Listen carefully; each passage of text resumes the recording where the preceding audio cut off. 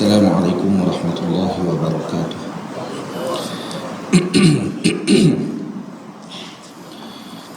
Al-Fatihah. A'udzubillahi minasyaitonir rajim. Bismillahirrahmanirrahim. Alhamdulillahi rabbil alamin. Arrahmanir rahim. Maliki yaumiddin. Iyyaka na'budu wa iyyaka nasta'in.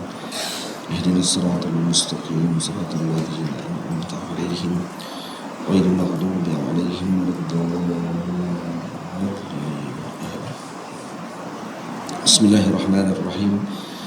Alhamdulillahi rabbil alamin. Wassalatu wassalamu ala asyrafil mursalin sayyidina wa nabiyyina Muhammad ibn Abdullah rasulil amin wa ala alihi wa ashabihi wa man tabi'ahum bi ihsanin ila yaumiddin, amma ba'd. Saya muliakan pengurusi bagi Masjid Al-Mustaghfirin Sungai Tiram. Saya hormati Tuan Imam, Tuan Bilal, ahli jawatan kuasa masjid, para guru, para asatizah, muslimin dan muslimat, para santri yang dirahmati Allah Subhanahu wa taala sekalian.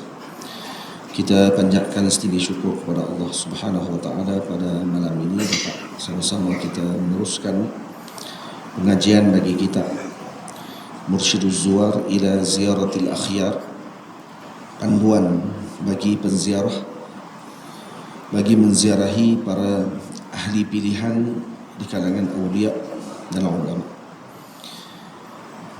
Dan kita berhenti pada adab yang ke-12,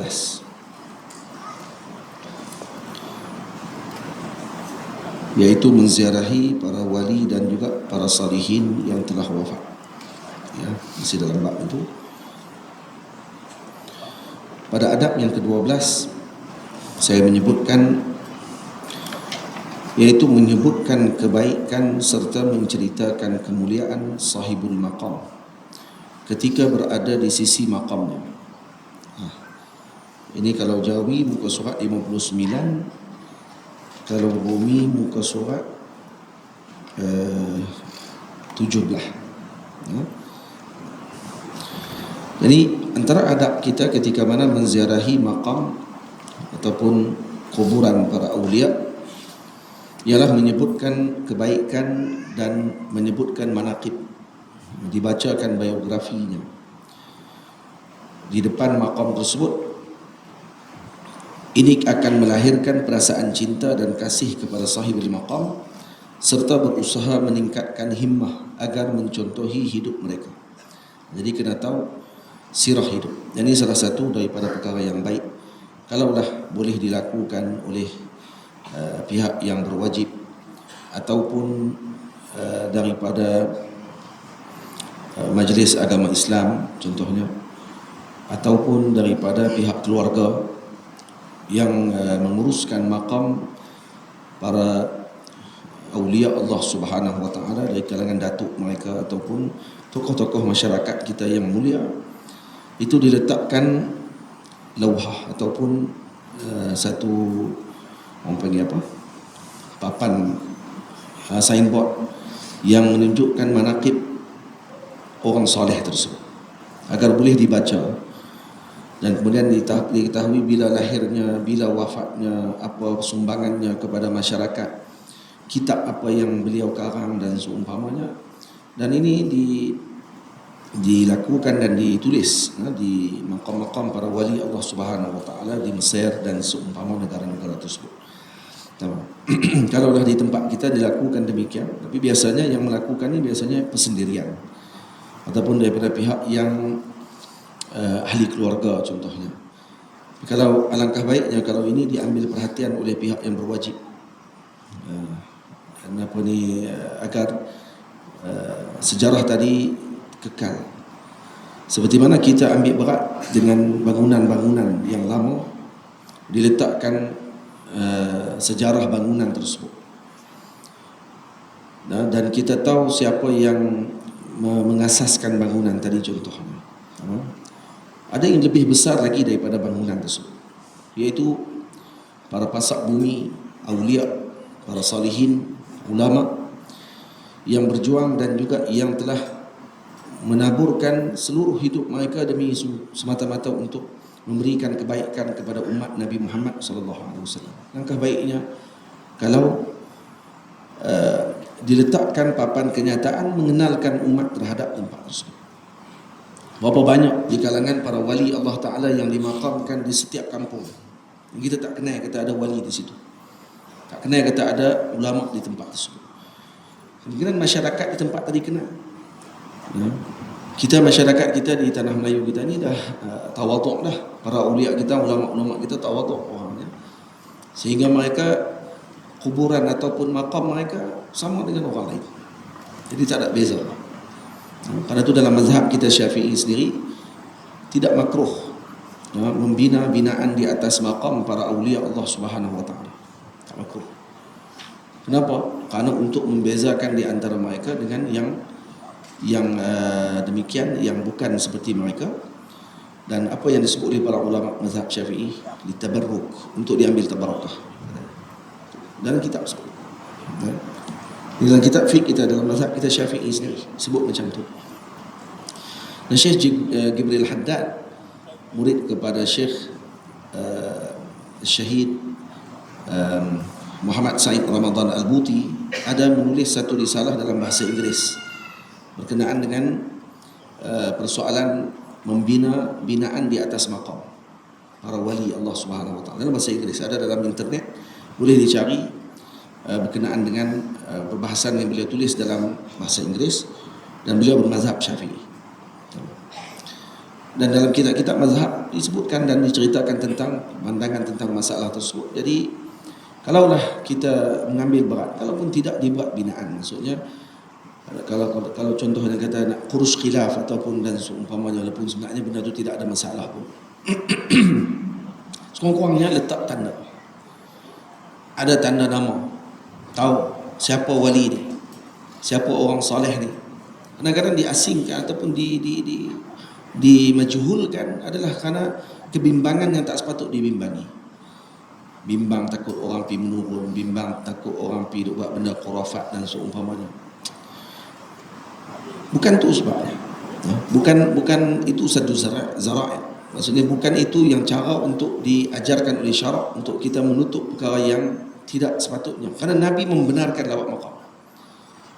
Nabi telah menyebut dalam hadis, kuntu nahitukum an ziyaratil qubur ala fazuruha. Aku larang kamu lawat kubur sebelum ni, kata Nabi, dan sekarang lawatlah, kata Rasulullah. Jadi Nabi sebutkan secara mutlak. Dan kemudian disertakan dengan adab.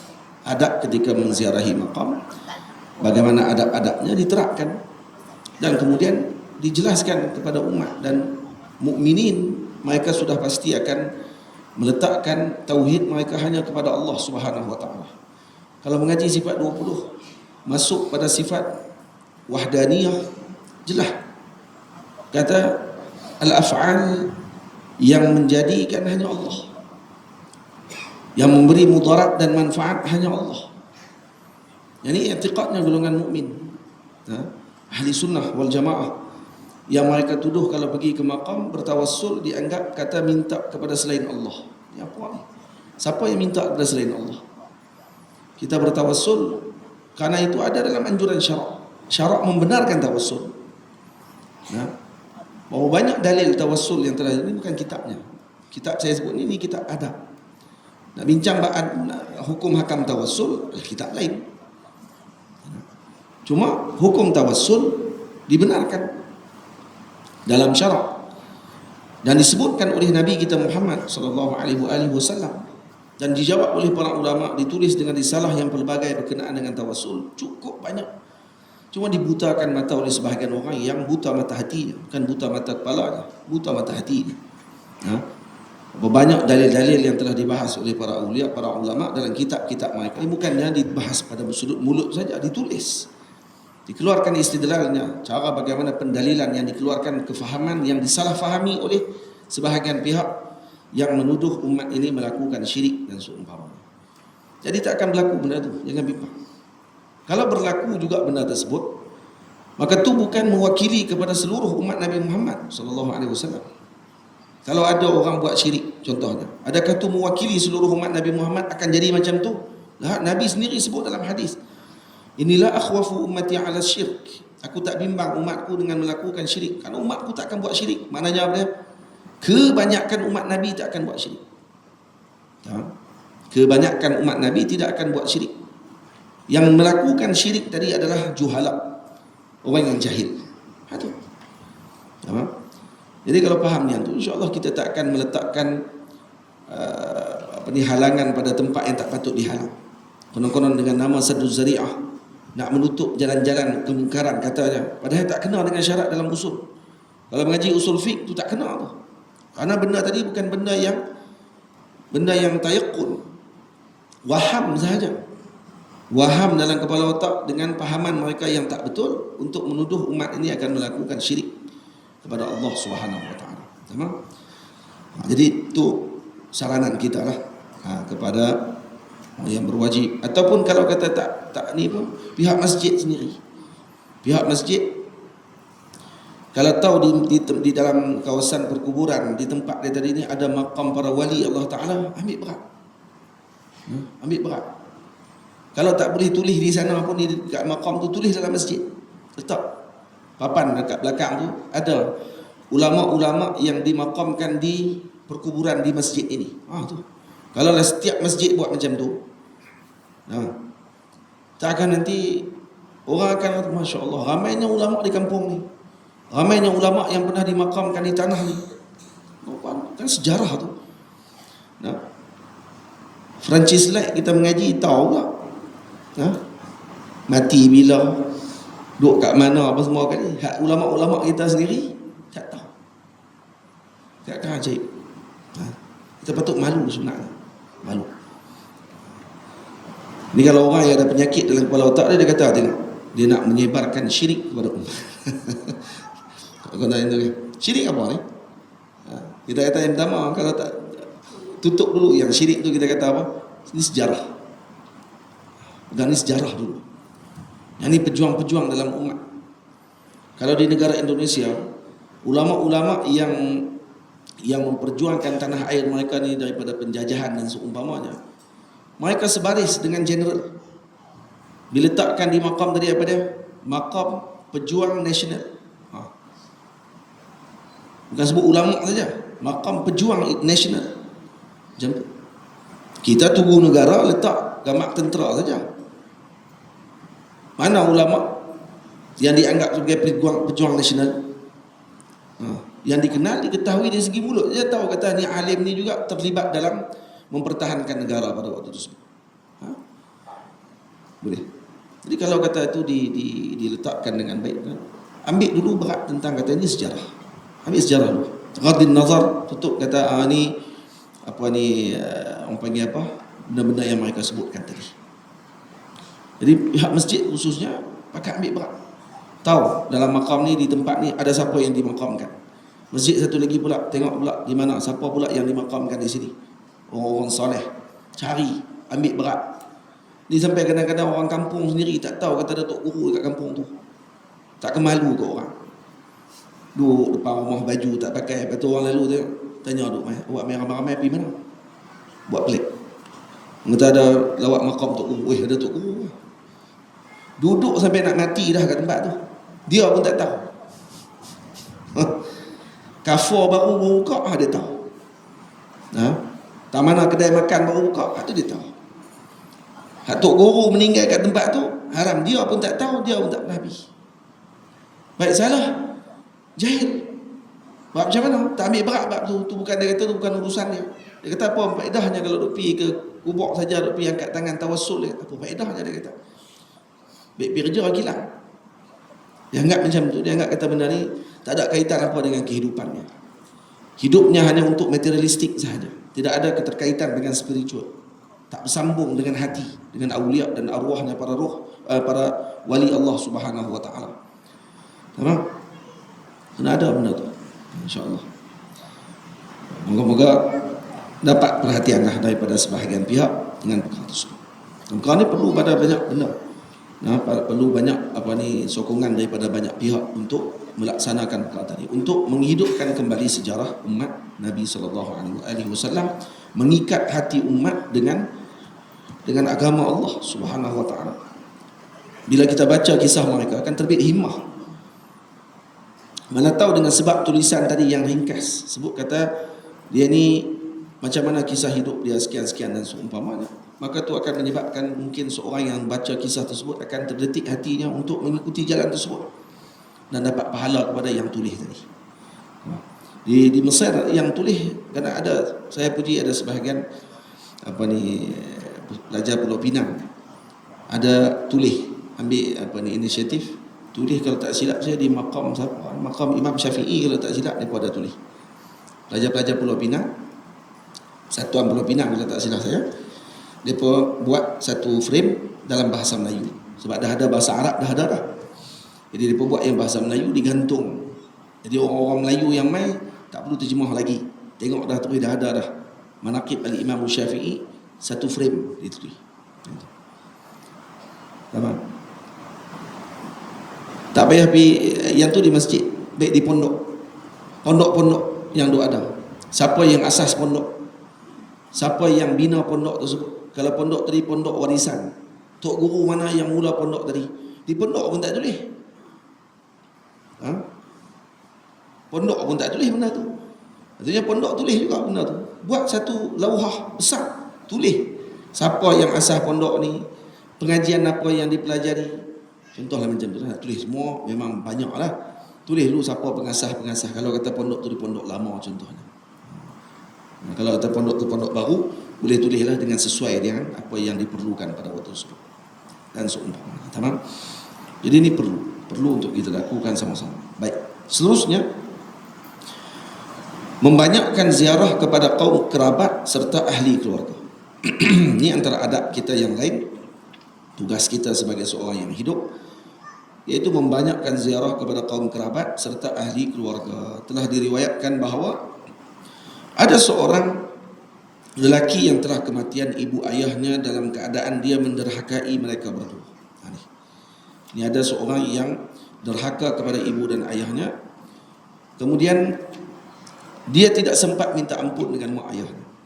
Namun pada setiap Jumaat, dikata di sini, setiap Jumaat dia sering menziarahi mereka serta mendoakan keduanya dengan kebaikan. Maka diampunkan dosanya oleh Allah serta dicatatkan dia termasuk di kalangan anak-anak yang berbakti kepada kedua ibu bapanya. Moga dengan sebab ziarah yang dilakukan pada setiap Jumaat kepada ayah dan ibu kita, yang kalau kata kita ada melakukan kesilapan, kesalahan, terkasar dengan mereka dan seumpamanya, maka mungkin dengan sebab ziarah tersebut akan diampunkan dosa, diangkatkan darjat oleh Allah Subhanahu wa taala. Dan ini disebutkan oleh Al-Imam Muwaffaquddin Utsman radhiyallahu taala anhu dalam kitab beliau Mursyiduz Zuwar ila Quburil Abrar. Ini kitab yang saya ada di depan saya ni. Di dalam itu disebut kisah tersebut dan saya nukilkan daripada kitab tersebut. Jadi ada riwayat yang menyebutkan, kata ulama, antara cara bagi anak untuk mohon ampun dengan ibu dan ayahnya adalah menziarahi mereka setiap Jumaat kalau ada kemampuan. Ziarah saja akan boleh menyebabkan anak tadi diampunkan dosa dan dicatatkan dengan sebagai anak yang berbakti kepada kedua ibu ayahnya. Pergi baca Yasin. Nanti dalam ni ada, di sini saya sebutkan dia punya tertibnya, apa yang kita nak kena buat ketika sampai di maqam, apa yang kita lakukan di maqam ahli keluarga kita. Kalau tak, masa tidak panjang, contohnya bagi salam, ataupun dibaca dengan tahiyah seperti mana yang dibaca tahiyah ketika waktu salat. Sampai itu bagi at-tahiyyatul mubarakatus salawatut tayyibatu lillah. Assalamu alayka ayyuhan nabiy wa rahmatullahi wa barakatuh. Assalamu alayna wa ala ibadillahis salihin. Sampai kat situ. Kemudian bagi salam kepada mak ayah kita. Assalamualaikum atau assalamualaikum ya abi. Assalamualaikum ya ummi. Jadi salam sejahtera kepada abi ayah, kepada ibu. Kemudian baca Al-Fatihah. Kalau baca Al-Fatihah, baca Qul huwallahu ahad 11 kali. Kemudian angkat tangan baca doa. Dan moga-moga itu diberikan oleh Allah dengan pahala yang berlipat ganda. Dan itu salah satu bentuk daripada birrul walidain, melakukan kebaikan kepada ibu dan ayah, menziarahi mereka. Jangan hanya pada waktu musim hari raya saja. Kita duduk di kampung, makam ayah kita, ibu kita kalau dah wafat ada di kampung kita contohnya. Tidakkah dikira jafa, keras hati, setiap minggu lalu depan makam tapi tak pernah singgah. Sekurang-kurang seminggu sekali kita lalu di kawasan tersebut. Lainlah duduk di tempat jauh. Kita di Penang, ayah kita di Kedah contohnya. Hari Jumaat kerja, kita di Kuala Lumpur, mak ayah di Kedah.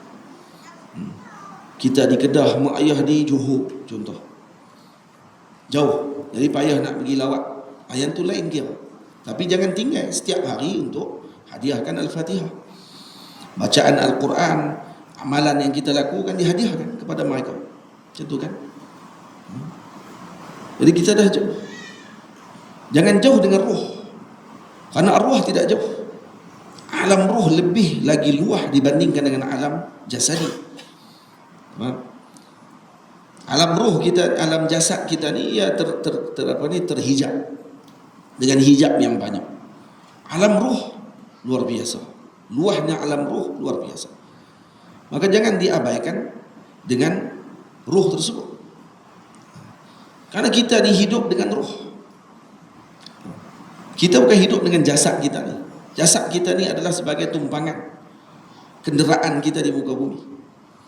Yang hidup kita ni roh. Buktinya kalau mati seseorang, ambil pisau pergi tikam tengok dekat orang yang mati tadi. Agak-agak dia jadi menggeletak. Dia berguek tak badan dia? Tak berguek apa. Baik, cuba dia hidup waktu dia kita pergi cuek tengok. Dia akan melompat. Kenapa? Karena yang melompat tu bukan jasad tu. Karena ni jasad, ni pun jasad. Hak tadi mati ada jasad. Yang ni pun jasad juga depan mata. Tapi kenapa yang ni berguek, yang ni tidak berguek?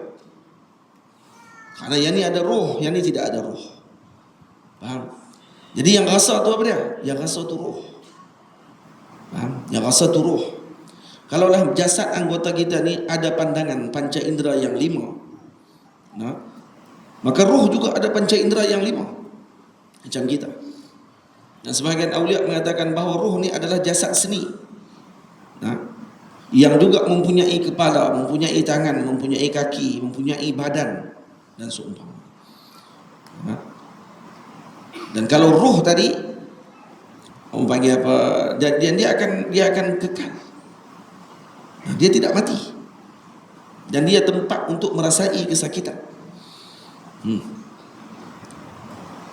Jadi jangan diabaikan roh. Ya, ayah kita wafat, ibu kita wafat, tapi rohnya tidak wafat. Sakit roh ayah kita tu kalau kita tak pergi lawat langsung setiap minggu. Sakit. Tak pernah lawat. Anak tak pernah pergi. Yang ayah duk tunggu. Tengok. Kalau kita nampak, kalau dibuka hijab oleh Allah Ta'ala, nampak ayah kita dekat situ, dan nampak ahli kubur yang lain, ahli kubur, ayah semua, mereka akan rasa cemburu ketika ada anak yang setiap minggu akan datang ke ayahnya. Setiap minggu akan datang ke ayahnya. Ayah orang lain cemburu pada waktu tersebut. Tengok, Masya Allah, ini samarah, ini adalah anugerah Allah Ta'ala bagi. Kamu dapat anak yang macam tu. Kami juga ada anak, ya, tapi mungkin anak kami tak boleh main. Mungkin dihadiahkan Fatihah daripada jauh. Alah ni main pula, tak, jangan hadiah Fatihah. Dia main pula ajaran baru. Jangan hadiah Fatihah. Fatihah tu bukan ayat Quran lah. Kan kita ada bincang, kata boleh tak baca Quran kepada si mati? Hak tu dulu bincang. Lepas hak tu dia tolak dah. Fatihah lagi lah. Dia kata lah ni, dia kata jangan baca Fatihah sebab tak ada nas dalam Al-Quran Nabi suruh baca Fatihah kata kepada si mati. Kan tu Quran abang. Panggil abang lagi tu. Tak panggil yang lain. Ya. Tu kan ayat Quran tu. Tengah semayang mayat pun kita baca Fatihah. Maulana Syekh Muhammad Ibrahim Abdul Baiz kata apa faedahnya dalam semayang mayat? Pergi baca Fatihah, lepas tu baca pula selawat, lepas tu baca pula doa. Dia kata doa tu faedah lah. Fatihah tak faedah. Siapa yang boleh khususkan? Yang kamu pandai khususkan kata doa je bagi faedah yang Fatihah tadi yang dibaca itu rukun dalam semayang mayat. Tak ada faedah? Tolong bagi tahu. Mana yang mengkhususkan tadi? Sebab tu kena ambil berat dengan benda ni, kena kena orang panggil apa, ada jiwa. Karena kita nanti akan mati. Kita akan mati. Kita akan tak ada nanti. Kita akan berasa nanti waktu ketika anak kita lupa kita. Lebih berat lagi tak baca langsung kat kita langsung. Sikit pun tak pernah baca. Tu pun alhamdulillah kok dia teringat buat tahlil sekali. Mainlah sekali sekarang. Gaji tahunan dia bagi. Tu macam mana lagi yang ajak anak pula. Semua ni bid'ah. Dalalah finnar. Elok. Dia mati dulu baru dia tahu lah. Lain tak mati lagi. Dia mati dia tahu. Baru dia tersedak waktu tu. Nah. Sebab tu kata ulama, an-nasu niyamun fa idza matu intabahu. Orang ni semuanya tidur. Kalau dia mati baru dia sedap. Banyak nanti akan sedap waktu dia mati. Bukan zakat tidur, dia menidurkan orang daripada amalan dan seumpamanya, sehingga menyebabkan orang jauh daripada amalan para awliya Allah Ta'ala. Dan ni sebab kenapa umat ini jadi goyah, karena jauh daripada awliya. Dan Quran Allah Ta'ala sebut, ya ayyuhallazina amanu taqullaha wa kunu ma'as sadiqin. Kunu ma'as sadiqin. Hendaklah kamu bersama dengan orang-orang yang benar. Siapa orang yang benar? Awliya Allah Ta'ala, wali-wali Allah Ta'ala. Nah, yang tu dimaksudkan kunu ma'as sadiqin. Tiba-tiba lah ni orang main untuk nak menjauhkan daripada para sadiqin. Lepas tu kena jauhkan daripada kelompok tersebut. Tamam? Baik. Jaga. Ambil berat semua benda-benda ni, insya-Allah kita akan dapat kebaikan. Baik. Saya katakan tadi, tak semestinya. Dah kalau kita duduk jauh, nah, untuk balik kemungkinan kita akan ambil masa dan seumpamanya. Jangan tinggalkan bacaan Qul huwallahu ahad sebelah kali setiap hari Jumaat. Hadiah khusus kepada mak ayah kalau duduk jauh. Kalau musafir contohnya pergi ke tempat lain, hari itu hari Jumaat, jangan lupa untuk dibacakan dan dihadiahkan kepada ibu dan ayah kita. Karena itu akan sampai. Ini akan sampai. Kita nak balik selalu mungkin tak sempat. Kita faham. Nah, semua orang ada urusan dan seumpamanya, tetapi dan ada kewajipan dia sendiri. Tapi jangan lupa juga kewajipan dia untuk ibu dan ayahnya. Yang ke-14, bersabar ketika melihat kubur kekasihnya serta tidak menyalahkan takdir dan redha dengan perkara yang telah ditetapkan. Ni salah satu lagi adab kita ketika mana melihat kubur kekasih kita ataupun ahli keluarga kita, maka hendaklah kita menjaga adab dengan kita bersabar pada waktu tersebut, tidak menyalahkan takdir. Bukan tak boleh menangis, tak. Menangis itu adalah salah satu daripada bentuk kepada kasih sayang. Itu bentuk kasih sayang. Yang tak bolehnya adalah kita menyalahkan takdir, meraung-raung dan seumpamanya, sehingga menyebabkan ibu dan ayah kita terseksa di dalam alam kubur tersebut, sebabkan kerana kejahilan kita sendiri.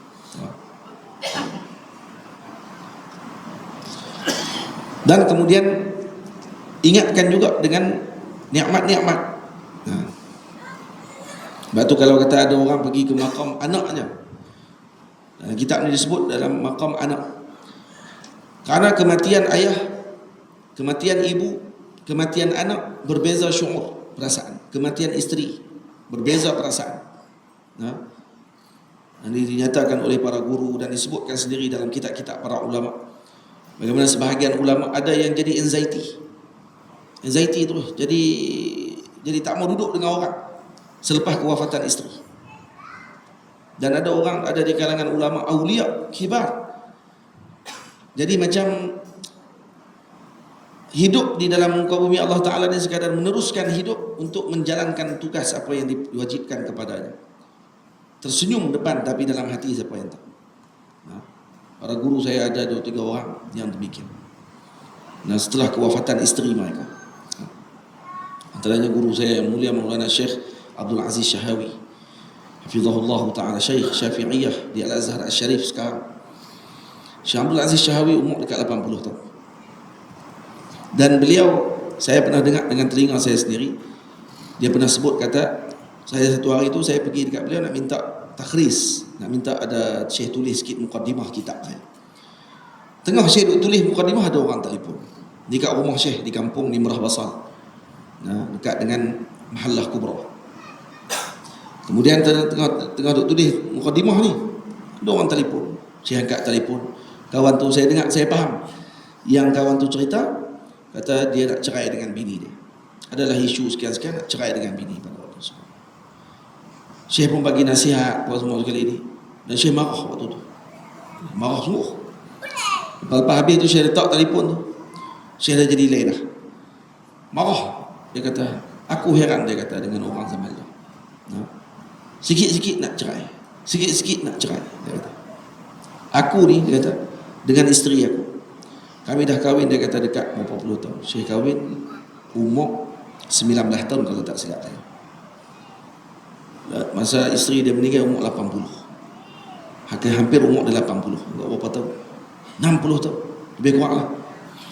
Hampir 60 tahun dia kata. Tak ada siapa yang boleh mengaku di kampung ini yang paling bahagia melainkan aku. Dan kami tak pernah berkelahi. Itu dia.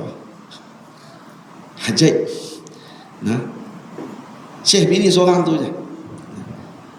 Isteri Syekh biasa je orang dia. Selalu saya jumpa. Kadang-kadang masak untuk kami makan selepas pengajian dan seumpama. Tapi Syekh cukup, masya-Allah tu. Saya heran. Saya tak ada orang yang paling bahagia dari di kampung ni melainkan kami. Dan tak, aku boleh bersumpah, dia kata. Dan aku boleh bayar sumpah tu kalau dia tak kenal. Kata kami yang paling bahagia sekali. Tanyalah kat mana orang kampung. Di Nimrah Basar khususnya. Kata dia di kampung dia lah. Isteri Syekh wafat baru-baru ni, setahun yang lepas.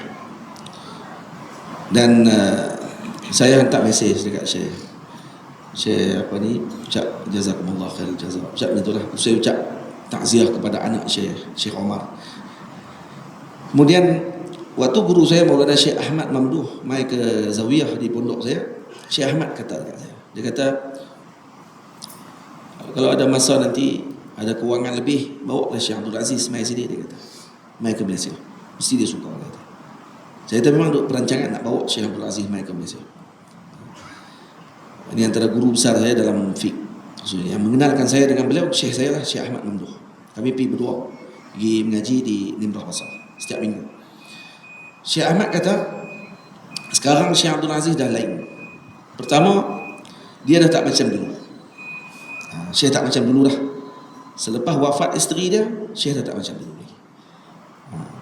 Ya, Syekh nampak ceria. Tapi kata Syekh Ahmad, aku tahu Syekh macam mana. Dan tahu macam mana perasaan Syekh. Kadang-kadang dia tengok cerita-cerita sembang-sembang, dia akan duduk diam. Dia jadi macam tu. Macam duk flashback balik. Dia jadi bukan macam dia lah. Bukan macam Syekh Abdul Aziz yang dulu. Walaupun, dan sekarang kata Syekh dia nak sembunyi perasaan dia tadi, dia penuhkan masa dia dengan mengajak. Mengajak setiap hari. Satu hari kadang-kadang sampai 4-5 telah pengajian. Syekh Abdul Aziz. Umur dekat 80. Sehari daripada pagi sampai ke malam mengajak. Dan kata Syekh, kenapa dia buat macam tu? Kerana untuk nak, tak ada dalam masa hari dia kosong untuk dia fikir pasal isteri dia. Terlalu sedih. Makanya penuh dengan mengajak. Itu kata saya kata dia lain. Maulana Syekh Yusri hafizahullah, guru saya, dia sebut ada dua perasaan yang paling saya sedih dalam hidup saya. Saya pernah rasa betul-betul, dia kata. Yang pertama ketika ayah saya wafat. Yang kedua ketika mana isteri saya wafat. Dua. Waktu isteri dia Dr. Zainab, isteri pertama Syekh, sebelum Syekh berkahwin yang baru ni, itu pun selepas 1 tahun ataupun 2 tahun selepas tu baru Syekh kahwin balik. Jadi apa ni, Dr. Zainab ni orang yang sangat kuat menyokong dan juga berada dengan Maulana Syekh. Saya kena waktu mula-mula mengaji dengan Maulana Syekh Yusri di Masjid Al-Ashraf. Waktu kami mula sampai tu ada 2 orang mengaji. Syekh baca kitab, baca Quran, ada 2 orang tua. Syekh akan betulkan bacaan Quran dia. Dan siapa seorang lagi? Seorang lagi Dr. Zainab. Isteri dia yang datang. Syekh kata kalau tak ada orang, kadang isteri dia turun. Tapi dalam masjid, kadang-kadang kalau isteri dia uzur, Syekh akan baca kitab seorang-seorang. Itu sepanjang beberapa tahun sebelum kami main. Lepas saya main dan kemudian sahabat-sahabat saya main, Ustaz Juzairi, Ustaz Hairul Nizam dan semua, barulah ramai orang pakai datang, kawan-kawan kami. Lepas tu Ustaz Antoni, daripada Indonesia, barulah ramai selepas tu. Itu ada yang khidmat dengan Maulana Syekh selepas tu. Yang paling banyak sekali duduk dengan Syekh Dr. Zainal. Dan lepas Syekh Dr. meninggal, Syekh kata, Syekh sebut sendiri jelas-jelas, kata ni suatu perasaan yang luar biasa yang dia rasakan. Dia tak pernah rasa sedih macam tu. Dia kan sedih. Sebab tu wafat orang tua kita, wafat isteri, wafat anak-anak, dia lain. Dia ada perasaan yang berbeza-beza. Sebab tu tak boleh sama kadang-kadang. Ada orang dia rapat dengan ibu dia, rapat sungguh dengan mak dia, dia akan rasa sungguh. Ada orang rapat dengan ayah dia akan rasa sungguh. Dan kalau anak dia sendiri, dia lagi berat. Anak lebih berat kerana dia darah daging dia. Lepas tu kata Nabi SAW, la yamutu li ahadin salasatun minal waladi fayahtasibuhum illa kanu lahu junnah minan nar. Tamam? Tidaklah seorang itu yang mati 3 orang daripada anaknya. Nabi sebut 3 orang tu. 3 orang ni maksudnya habis, memang padu sekali. 3 orang anaknya mati dan dia bersabar. Illa kanu lahu junnah, melainkan baginya akan menjadi perisai baginya daripada neraka. Wafat 3 orang anak, sabar jadi junnah. Junnah apa dia? Jadi perisai daripada masuk dalam neraka. Lalu perempuan tu bertanya, isnan? Ada dalam hadis kata Sayyidina Aisyah tanya, wasnan ya Rasulullah, kalau 2 orang pula macam mana? Dalam hadis yang disebut Nabi kata apa? Nabi kata, la yamutu li ahadin minal muslimina thalathatun minal waladi fayahtasibuhum fatamassahun naru illa tahillatal qasam. Nabi kata, tidaklah mati seseorang tersebut, ya, la yamutu li ahadin, tidaklah seorang tadi mati di kalangan muslimin ini, anaknya 3 orang dan kemudian dia bersabar, fatamassahun nar, lalu dia dibakar api neraka. Maksudnya apa? Dia tak akan dibakar oleh api neraka Allah Ta'ala, tak akan dibakar oleh api neraka Allah Subhanahu wa Ta'ala. Illa tahillatal qasam, melainkan dengan tahillatul qasam. Apa dia? Tahillatul qasam di sini dengan makna sikit sangatlah yang berlaku macam tu. Banyaknya tidak akan dibakar api neraka, masuk syurga Allah Subhanahu wa Ta'ala. Yang tu yang disebutkan oleh baginda Rasul sallallahu alaihi wasallam. Jadi kalau kita pergi ke maqam, sabar. Tengok kubur kekasih, sabar. Para sahabat Nabi waktu ketika mana melihat maqam Nabi kita Muhammad, lihat maqam itu habislah. Mampu sabar, ya sabar. Tapi menangis tidak boleh ditahan. Itu tidaklah menafikan kesabaran. Itu menunjukkan kecintaan. Sebab tu bila mana Qais menyebutkan tentang kecintaannya kepada Laila, lalu disebutkan syair Majnun Laila tadi yang dibacakan, ta'amurru 'ala diyari Laila na amussu zal jidari wa zal jidara. Saya lalu di satu negeri yang mana negeri tadi adalah negerinya Laila. Saya menyentuh dinding ini dan dinding itu. Dia kata bukanlah menyentuh jidar tadi adalah tujuan saya, dia kata. Walakin apa dia disebut? Tamam. Apa dia macam mana sebutnya? Amurru 'ala diyari Laila uqabbilu zal jidari wa zal jidara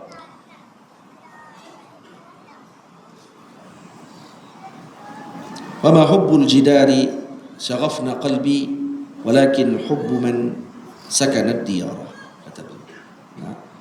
Tidaklah mencintai dinding itu yang menyebabkan aku mencium dinding tadi, tetapi sebenarnya mencintai yang berada di dalam dinding tersebut. Para ulama mengatakan bahawa ini adalah syair kecintaan kepada junjungan besar Nabi kita Muhammad sallallahu alaihi wasallam, bukan kepada Laila. Bila dibaca oleh aulia, mereka memandang bacaan tadi bukan kepada Laila dengan makna wanita tersebut, tapi yang dipandang adalah Sayyidina Rasul sallallahu alaihi wasallam. Ini seperti yang disebut oleh Imam Al-Busiri dalam bait burdah beliau, min tazakkuri ji radim bizi salami mazajtadam anjara min muqlatin bidami. Jadi nak maklum kata ketika dia melihat dan mengingati jiran-jiran yang ada di Salam dan seumpamanya, Siapa yang duduk di tempat tadi? Yang duduk dekat dengan Rasulullah. Dia ingat dengan Rasulullah, sebut habis semua apa saja yang dekat dengan Rasulullah, semua disebut habis. Kecintaan. Ini luar biasa perasaan mereka yang menyebabkan mereka ini mendapatkan ketinggian di sisi Allah Subhanahu wa taala. Jadi tidak dilarang untuk kita menangis di depan makam kekasih kita, di depan makam orang-orang yang kita rindui dan cintai. Apatah lagi orang yang banyak memberikan kepada kita dengan kebaikan di dunia dan di akhirat. Apatah lagi Nabi kita Muhammad sallallahu alaihi wasallam yang tidak akan mampu kita membalas jasa baginda Rasul sallallahu alaihi wasallam. Karena itu bila mana baginda Nabi mengatakan bahawa kalau kata orang tadi kematian 3 orang anak, kalau dia bersabar dan seterusnya, dan Nabi kata Nabi memberikan kesabaran kepada orang yang kematian dengan anaknya, maka yang tidak ada anak macam mana pula, kata Sayyidatina Aisyah tidak ada anak. Tidak ada anak pula macam mana, kata Nabi SAW, kematianku itu patut lebih disedihi, kata Sayyidina Rasul. Bukan kematian anak lagi, diganti terus dengan Rasulullah sallallahu alaihi wasallam. Rasulullah lebih lagi, kalau kata kamu hilang sesuatu, tak ada sesuatu, kehilangan Nabi lebih berat lagi sepatutnya kamu rasa dalam hidup. Maksudnya dibandingkan dengan kehilangan, ketiadaan dan seumpamanya, ketiadaan baginda Rasul itu adalah lebih berat sebenarnya daripada di dalam hati seorang yang mencintai. Sebab kita cintalah macam mana ke anak kita pun, tetap Nabi mengatakan dalam hadis, la yu'minu ahadukum hatta akuna ahabba ilaihi min walidihi wa waladihi wan nasi ajmain.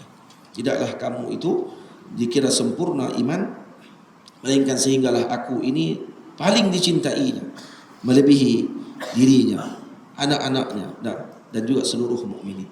Wanas, seluruh manusia umumnya dicintai, dilebihkan Nabi kita Muhammad sallallahu alaihi wasallam. Itu Sayyidina Abu Bakar radhiyallahu taala anhu membuktikan perkara tersebut. Maka beliau diangkat oleh Allah ke tempat yang tertinggi. Sayyidina Umar membuktikan perkara tersebut, maka Allah mengangkat beliau ke tempat yang tertinggi. Sayyidina Utsman membuktikan perkara tersebut, maka Allah mengangkatnya ke tempat tertinggi. Sayyidina Ali menunjukkan dengan perkara tersebut, maka Allah meninggikan mereka ke tempat yang tertinggi. Keseluruhan ahadul mubasysyirin bil jannah yang dijanjikan syurga menunjukkan perkara tersebut. Kesemua mereka meletakkan Nabi melebihi segala apa yang ada dalam hidup mereka, maka Allah memuliakan mereka. Kita boleh mengaku, tapi bila mai tempat tak tentu kita boleh ada pada waktu tersebut. Kalau diberi pilih antara anak dengan Rasulullah, kemudian kita akan tinggal Rasulullah pada waktu itu. Sebab tu orang panggil baginda Nabi kita Muhammad sallallahu alaihi wasallam memberikan panduan yang besar kepada kita semua untuk kita sabar dan seumpamanya. Tamam. Yang ke-15, meninggalkan daripada perbuatan niyahah, yaitu menjerit serta mengoyakkan pakaian. Ini kerana ianya adalah perbuatan golongan jahiliyah yang diharamkan di dalam Islam. Naam, menangis. Naam di sini dalam bahasa Arab kita sebut dengan uslubul istidrak, dipanggil. Uslubul istidrak dengan makna lakin, tetapi maksudnya. Jadi maksudnya tetapi menangis yang tidak disertai dengan pekikan dan lolongan tidaklah dilarang di dalam syarak. Baginda sallallahu alaihi wasallam diriwayatkan pernah menangis ketika melawat kubur ibunya Sayyidatuna Aminah alaihi salam. Juga baginda pernah menangis ketika kewafatan anaknya yang tercinta Sayyiduna Ibrahim alaihi salam. Jadi menangis tidaklah menghalang ataupun tidaklah menafikan bahawa ataupun tidaklah menunjukkan kepada orang tadi tidak redha dengan apa yang telah ditetapkan oleh Allah kepada dirinya. Tamam? Tidak masalah menangis. Yang salahnya adalah menyalahkan takdir. Mengoyak pakaian tadi adalah sebagai bukti kepada menyalahkan takdir. Tamam? Tapi kalau kata dia menangis semua ni dia menangis sampai dia tak nak buat macam mana ni, tarik baju dia, koyak baju, adakah dia termasuk dalam ni? Tak. Jadi apa yang kita faham di sini, dari segi kaedah usul, para ulama nak bagi faham kata koyak saja baju tadi bukan dengan makna bahawa ianya haram dengan makna koyak baju. Tak, koyak baju tadi adalah sebagai isyarat dalil kepada tidak redha dengan takdir Allah Ta'ala. Itu maksudnya. Tamam? Jadi kalau kata dia menangis sampai dia tak nak buat macam mana, tarik baju, koyak baju dia. Haram ni. Koyak baju ni, tak buat macam mana, dia tadi nak tahan ni. teriak lah tak tahu, keluar lagi menjerit pula, macam mana? Hatta menjerit tu pun sekali, kalau dia terjerit sekalipun pada waktu tersebut, jeritan tadi kalau kata bukan dengan maksud untuk tidak redha dengan takdirnya Allah, bahkan kerana dia tidak tertahan dengan kesedihan tadi, betul keluar suara dia yang tinggi pada waktu tersebut, tidaklah lagi masuk dalam perkara tadi. Faham tak? Cuma sebaiknya ditahan. Kerana mukmin ni kena belajar tahan. Karena apa? Karena yang mati tadi jasad sahaja, bukan rohnya. Rohnya masih hidup, masih melihat, masih berinteraksi. Kalau kata seorang anak tadi mampu untuk berinteraksi dengan roh ayahnya sendiri. Ini bukan alam roh masuk sembang jadi paranormal pula ni. Maknanya kita nak bagi tahu kata alam roh ni luas. Orang yang ditutup, kerana kita ni dihijab sebenarnya. Kata Al-Imam Ibn Athaillah, "Lau kushifa 'anna al-hijab." Kalaulah dibuka hijab kepada kita, la sami'na sauta man yusabbih Allah Subhanahu wa taala. Kita akan mendengar maqal di mana Al-Imam Ibn Athaillah sebut dalam kitab Tajul Arus, lebih kurang maknanya begitulah. Kalaulah dibuka hijab kepada kita, maka kita akan mendengar suara bertasbih ni. Al-jamadat, kainat, semua ni kita akan dengar tasbih. Tapi kita tak faham, tu je. Kalau dibuka hijab kita akan dengar ni dinding tasbih, ni pokok-pokok bertasbih, burung bertasbih. Kita akan dengar benda tu akan bunyi suara tasbihnya binatang-binatang tadi. Suara yang mereka sebutkan, difda, katak. Waktu ketika sebab tu para ulama Nabi SAW sebut dalam hadis larang bunuh katak, kerana katak kuat bertasbih. Dia pesan ni, duk mengai, jangan duk mengai guna katak. Mengai guna menentang lain. Guna katak mainan, katak mainan. Ada katak apa? Katak tu lah, katak dia pun buat tu. Katak jual di kedai ni lah. Jangan duk mengai katak betul. Katak ni ahli zikir. Nabi larang bunuh katak. Kita pula lebih buat alat mengai, cung untuk dalam tu dapat ikan ruan. Haram hukum dia, haram. Haram bunuh katak. Yang bunuh katak. Makan katak boleh? Dah bunuh pun tak boleh. Nak makan macam mana? Kata Imam Malik radhiyallahu anhu, Imam Malik kata yang tak boleh kalau bunuh. Kalau sembelih elok-elok boleh makan. Imam Malik kata. Ya Nabi kata jangan bunuh saja, kalau sembelih tak apa. Semua dalam masalah ni ada beza pandangan masalah. Kalau kata katak termasuk dalam binatang yang mengalir darah ataupun tidak mengalir darah. Maksudnya memercik darah dia ketika mana kita ni, dia termasuk dalam binatang yang mana? Laisa lahu damun sa'il ataupun lahu damun sa'il. Dia darah dia memercik ke tidak memercik? Maka boleh tak buat test untuk kita buat amaliyah pembedahan kepada katak untuk nak tahu kata ni khilaf di kalangan ulama mazhab Syafi'i dengan tujuan tersebut, bukan untuk ta'zib. Kalau untuk tujuan menyeksa, hukumnya haram pada waktu tersebut. Karena katak sendiri hukumnya haram dibunuh. Tapi kalau untuk kajian nak tengok balik adakah dia memercik darah ataupun tidak, maka waktu tersebut barulah boleh buat kajian, kata Imam Al-Ghazali radhiyallahu anhu. Boleh. Kalau kita dibuka hijab, lakin kata Imam Tajuddin bin Athaillah As-Sakandari, kata dia al-hujubu minka, hijab tu daripada kamu lagi. Kamu sendiri yang terhijab sebenarnya. Kita terhijab. Kalau kita tak terhijab, takut kita tak boleh buat kerja apa lah tu. Tengok tasbih aku ni. Ikut mana ni? Akhirnya jadi tak tahu nak pergi mana. Cukuplah duduk macam ni pun tak apa dah. Alhamdulillah. Kita boleh buat kerja kita ni pun alhamdulillah lah. Sekali terdengar ni, sekali tengok cakap seorang-seorang. Kata, gila dah. Rupanya dia bukan gila. Dia majzub. Dia tarik lah. Betul cakap seorang-seorang. Rupanya dia cakap dengan dinding tu. Pada dinding tu memang duk balas dia cakap pun. Mana nak tahu. Lepas tu kita kata dia gila waktu tu. Lepas tu eloknya tutup lah. Tak apalah. Hijab tak apa lagi, biar duduk dalam malam ni dan bergerak macam biasa, pegang tasbih, wirid. Dan kemudian Allah Ta'ala bagi anugerah bukan dengan diperlihatkan karamat tersebut semata-mata. Diistiqamahkan kita dengan jalan tadi pun alhamdulillah. Jadi dah tu boleh istiqamah ni, pegang tasbih dengan wirid, bukan pegang tasbih saja, wirid itu pun dah alhamdulillah. Walau tak dibuka kepada kita dengan hijab-hijab tersebut. Karena bukan itu tujuan. Karena kalau wirid karena nak dibuka hijab, bermakna kamu tidak betul tujuan. Kamu hanya ingin mendapatkan anugerah. Bila dapat anugerah, maka kamu akan terhenti setakat itu. Kenapa? Kamu pun telah berpaling pada awal lagi. Al-multafit la yasil. Orang yang banyak berpaling tak akan sampai. Ingat, faham? Baik. Jadi kalau yang wafat, jasad, ruhnya masih hidup. Jadi kalau kita nak bersedih, melampau-lampau saya itu bukan bersedih melampau-lampau. Bersedih tidak ada masalah. Nah, tidak ada masalah. Karena kita manusia. Jangan duk larang orang bersedih. Tengok kawan tu bersedih, jangan duk bersedih lah. Tiba. Kamu ni pada kayu. Tak, jangan bersedih melampau-lampau. Sampai tak buat kerja apa, sampai jadi anxiety, sampai jadi tak mau duduk dengan orang. Sampai dah tu yang kita kena nasihat. Baik, kalau tak boleh juga nak buat macam mana? Nak buat macam mana yang tu? Minta kepada Allah. Yang seterusnya, menjaga lidah kita daripada mencela musuh kita yang telah mati jika kita melalui kuburnya. Ini kena ingat.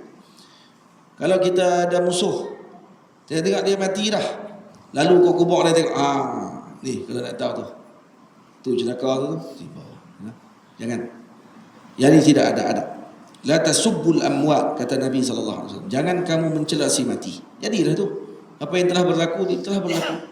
Jadi tak perlu kamu panjangkan lagi permusuhan tersebut. Karena mukmin bukan sikap dia macam tu. Macam tu sifat dia.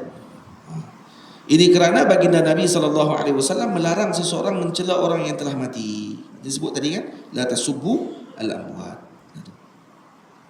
Kemudian yang ke-17, mengelakkan diri daripada bergembira ketika di perkuburan. Ini kena ingat. Ramai ni kalangan kita yang suka lupa yang ni. Tu imam tengah duk talqin, dia duk bersembang, bergelak, duk cuih kawan dia. Karena apa? Karena yang mati tadi bukan pak dia. Karena yang mati tadi bukan anak dia. Karena yang mati tadi bukan isteri dia, bukan mak dia, kawan dia, jiran dia. Kemudian dia jumpa kawan lama dia, boleh duk bergelak-gelak kat situ. Ada seorang wali Allah Ta'ala, tengok seorang duk bergelak di kubur waktu ketika tengah pengebumian, tak bersembang tu dengan orang tadi 3 hari. Ini orang tak ada akhlak katanya. Ini kayu ni orang ni. Macam mana boleh di dalam pengebumian orang boleh gelak-gelak macam tu? Waktu kita kena jaga syukur. Mai ke majlis kematian, wafatnya ahli keluarga seseorang, kita mai duk bersembang, duk gelak-gelak pula depan rumah. Tak ada adab ni.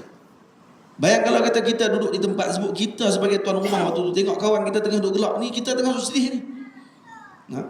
Daripada duduk bergelak menyembang mohong tu, baik pun duduk dalam baca Yasin. Kecuali hang Wahabi dia tu je.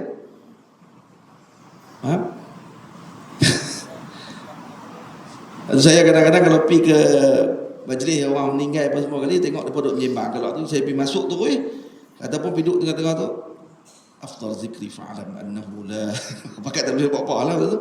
Menyembang pun pakai betul balik. Rupanya tak ada nak pimpin. Tak ada siapa nak pimpin. Depa pun segan lagi sebut silap sebut. Nak sebut apa? Tak tahu, kata kami tak hafal tahlil. Mai tu pimpin tahlil. Depa tunggu tok guru lah. Kalau tak ada tok guru pun, kalau kita tahu sebut afdalu zikri fa'alam annahu la ilaha illallah. Sebut la ilaha illallah sampai habis. Tak bangun pergi orang sembang hak mampu-mampu. Memang sungguh menyembang, mampu-mampu. Jenazah duduk dalam rumah, hak duduk kat luar ni pakat duduk sila panggung, sembang, gelak, saukok daun. Betul tak ni? Hak duduk berlaku tak tempat kita? Berlaku. Baik, haram ke? Tak haram. Tak ada adab, tu je. Tak haram lah. Tak ada adab. Tak ada adab lah. Cuba bayang kalau kata hak tu kita mati waktu tu. Tengok-tengok pakai duk main ramai ni pun duk main buat apa ramai. Mai duk menyembang mohong ni. Lagi sakan lagi, mai duk mengumpat hak si mati. Hak tu lagi hebat. Duduk kat luar duk. Hantar dia. Pakai duk sembang. Hantar tak dia siapa dia? Aku duk abak lama dah. Sembang kat luar kau ajak.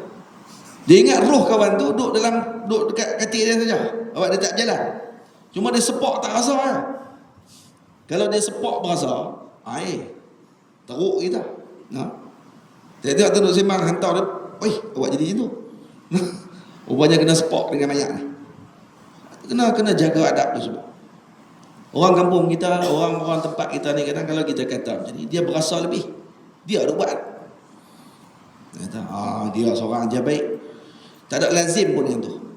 Tak lazim pun bila orang suruh jangan duk menyembang dia tu, dia kata dia seorang aja baik. Tengok tu kenapa macam tu, kenapa Facebook macam tu. Dia terkoyak orang ni. Dia cepat koyak ni, dia duk buat tau. Dia jangan duk buat lagi lepas ni. Duduk dalam majlis ilmu, duduk dalam majlis kematian orang, hormati, anggap kata tu keluarga kita. InsyaAllah kita akan hormati. Kita akan duduk dengan tenang. Tak boleh duduk, tengok duk menyembang juga, kita bangun, pergi tempat lain. Bagi selesai duduk perkebumian tadi. Lebih jauh daripada duduk lagi, saya mengumpat orang mati tadi. Ataupun keluar cerita-cerita yang tak sepatutnya di tempat tersebut. Tempat tu tempat zikir sepatutnya. Orang pergi lawat mati ni untuk ingat mati. Dia pergi lawat orang mati, dia tak ingat mati pun balik tak ada apa. Tak ada faedah. Lepas tu disuruh kita ikut orang mati. Suruh kita pergi tengok orang mati. Dan dalam riwayat disebut kata disuruh tengok waktu orang mati. Istihdar. Istihdar. Waktu tu orang duduk tengok waktu tu. Bawa nak rasa apa waktu tu. Agak-agak waktu tu boleh nak main game lagi waktu tu. Boleh lagi kita nak pergi duk chatting dengan kawan-kawan kita. Tak waktu tu. Boleh.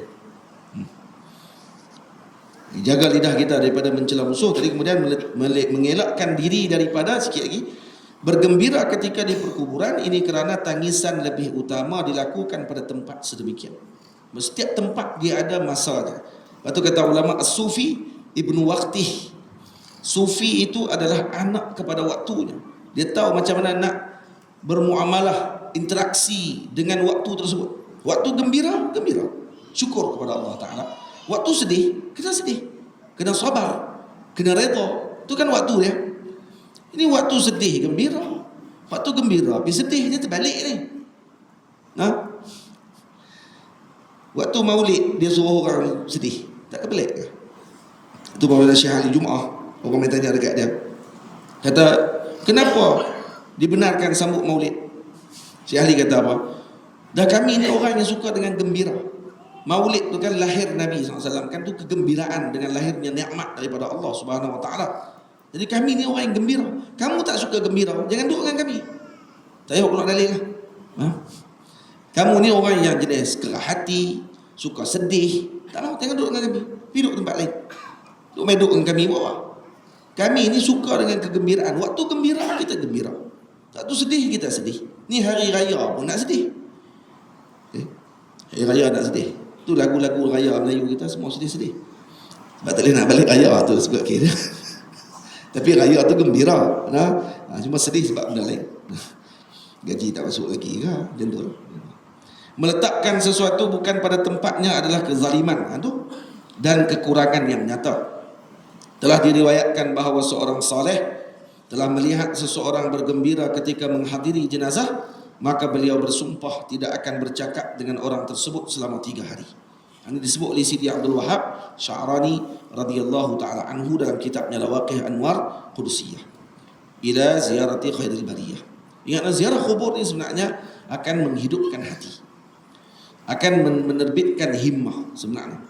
Kalau kita ziarah kubur tapi tidak menerbitkan faedah-faedah tersebut, maka ada khalal, ada lompang pada ziarah kita tersebut.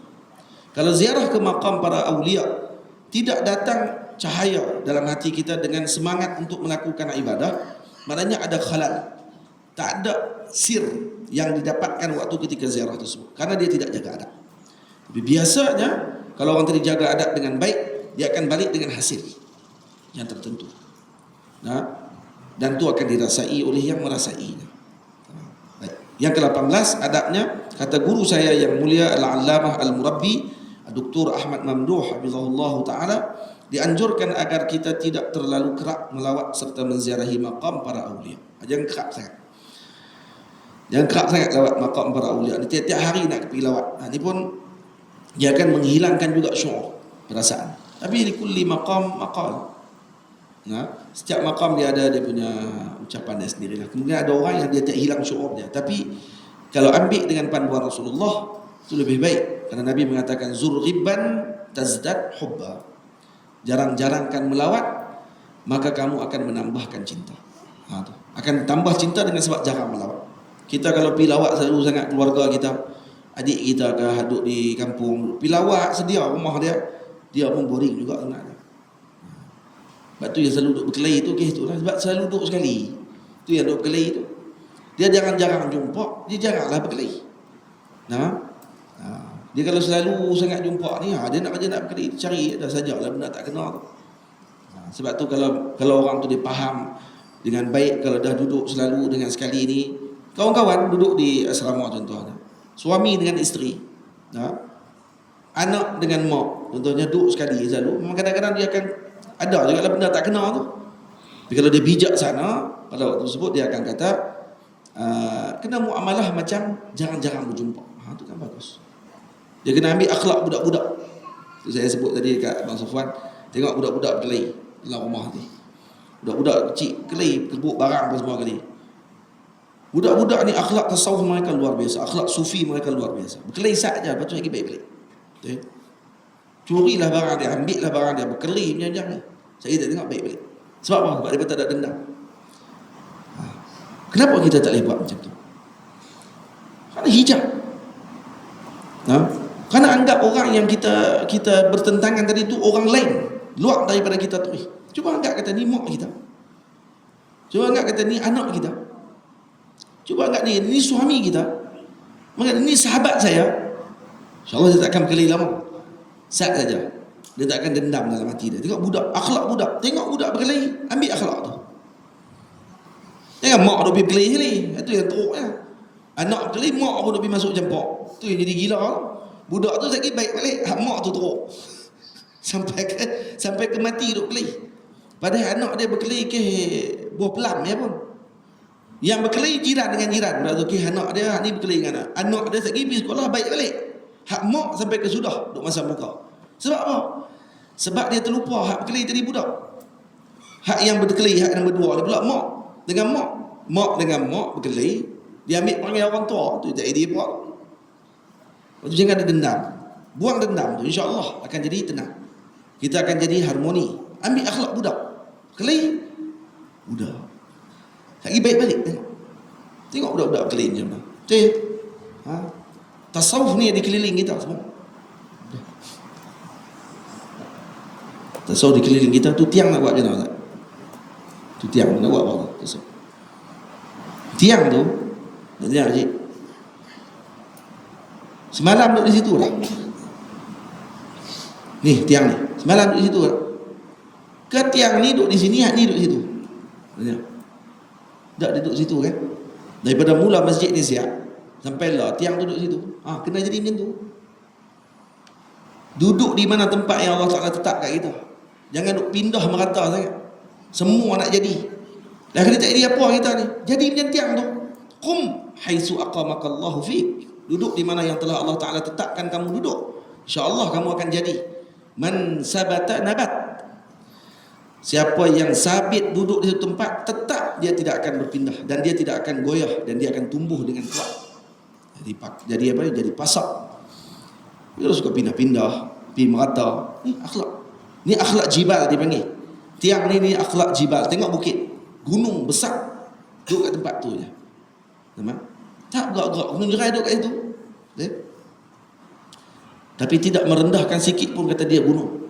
Tak tukar pula nama dia jadi bukit jerai. Lepas tu dia tetap gunung. Nak naik teruk boleh nak naik. Kenapa? Kerana dia tetap. Kita kena macam tu. Akhlak. Buat seperti mana yang diarahkan. Itu maksud dia. Apa jadi betul? Benda berat jadi berat. Benda ringan kena ringan. Sebab tu bulu dia tak berat, terbang. Sebab tu yang ni dia berat. Sebab dia disuruh berat oleh Allah. Jadi berat dia. Ini kata ulama ni puasanya akuan. Puasa aja makhluk. Puasa maknanya apa dia? As-saum maknanya imsak. Menjaga, menahan diri. Nampak? Jadi menahan diri daripada tasarruf dengan apa yang tak sepatutnya kita tasarruf. Tak menahan diri daripada melaksanakan benda yang tak sepatutnya kita laksanakan. Kalau ditetapkan kita untuk jadi lembut, bukan lembut jadi darai, tak. Maksud saya ni kalau ditetapkan kita untuk waktu tu bersikap lembut. Kalau kita ditetapkan untuk bersikap keras. Waktu Nabi kita Muhammad SAW adalah makhluk Allah Ta'ala yang paling murunah dan sesuai dengan semua keadaan. Sebab tu ajaran Nabi Muhammad sesuai dengan semua umat. Nabi Muhammad ajaran beliau bukan hanya untuk Arab saja. Bangsa Melayu kita duduk di tempat ni pun boleh faham dengan ajaran Nabi Muhammad sallallahu alaihi wasallam. Betul? Bangsa Eropah yang konon-kononnya maju dan semua pun sesuai dengan ajaran Nabi Muhammad sallallahu alaihi wasallam. Bangsa Cina sesuai dengan ajaran Nabi Muhammad sallallahu alaihi wasallam. Jadi Nabi Muhammad bukan hanya ajarannya hanya untuk beliau sahaja dan juga kaum beliau yang dikeliling beliau. Tidak. Dengan semua keadaan umat boleh sesuai. Kenapa? Karena Nabi duduk dengan apa yang diarahkan oleh Allah kepada Nabi sallallahu alaihi wasallam. Macam tu. Kita pun kena jadi macam tu. Insya-Allah kita akan jadi orang yang berguna, bermanfaat. Masalah yang mai semuanya kita akan anggap insya-Allah khair. Semuanya bagus insya-Allah. Boleh? Ni ziarah kubur ni, mai ikut mana waktu tu. Ianya dilakukan ni qadar ni. Jangan ziarah selalu sangat. Ianya dilakukan dengan qadar waktu yang munasabah bagi mengelakkan penziarah tersebut bersifat kurang adab serta hilang rasa rindu disebabkan terlalu kerap melawatnya. Ni. Kalau kita duduk melawat selalu sangat pula. Tiap-tiap hari atau ziarah kubur para wali. Lah kali dia tak jadi untuk ambil manfaat dah. Dia lain kalau muarikh, ahli tarikh, nak cari tarikh, nak tulis tarikh, itu lain. Itu dia buat kerja. Ni kalau nak ziarah untuk nak mai perasaan dalam hati ni, dia kena zur ghibban tazdad hubba. Jarang-jarangkan melawat akan tambah cinta. Contohnya sebulan sekali ada makam mana kita nak kena pi. Kena hati. Kena pi. Ini salah satu bentuk untuk membersihkan jiwa dan melembutkan hati. Wali mana, ulama mana yang hidup lagi kita nak kena pilih, tapi ulama yang hidup dia lebih berat lagi dia punya adab dia daripada yang telah wafat. Kerana yang hidup ni nampak jelas dia punya ekspresi muka dia, nampak jelas kalau dia tak suka. Jadi kita nak kena jaga adab tu lebih lagi. Tapi kalau ada wafat kita pi tu kadang-kadang tu lah pi kok belakang terus pun ada. Tak tahu dah kok mana muka, kok mana kepala kita tak tahu pi tala terus ya. Pi depan pula duk pi sembang, pegang pula batu nisan. Tengok pula ni betul ke ni sambil duk pegang tulisan. Ini cuba kalau kawan tu hidup lagi. Supaya kita duk pegang dia, betul tak duk guru ni? Betul tak? Macam tu lebih kau. Ada adab betul tu? Tak ada. Dia kena perhati elok-elok, kena tengok elok-elok. Banyak benda nak kena ajak. Kalau kata kita beramai sungguh benda-benda ni, hasilnya luar biasa. Hasilnya luar biasa. Kita akan keluar sebagai orang lain selepas ziarah tersebut. Orang yang bening hatinya, tenang hatinya, qanaah, redha. Ada sir yang dipancarkan daripada ziarah tersebut. Dan ini adalah untuk beramal dengan sabda baginda Nabi SAW, zur ghibban tazdad hubba. Maksudnya jarang-jarangkan melawat maka akan bertambah perasaan cinta. Ini adalah di antara adab dan tata susila ketika berziarah ke makam sama ada orang saleh atau kaum kerabat seseorang.